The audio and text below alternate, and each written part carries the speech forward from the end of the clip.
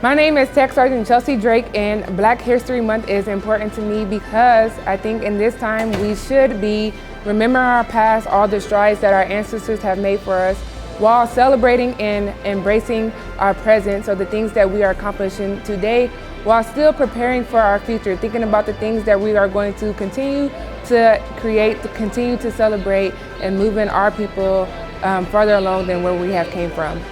I feel that people should take away that we didn't get here by ourselves. In today's times, in today's generation, we are not the originals, that there was people before us that have created this path and this journey for us to walk on, and that we should continue to create that path and that journey for the ones after us to walk on.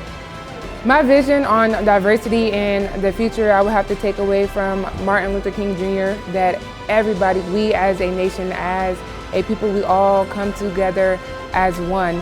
We are greater together than we are apart.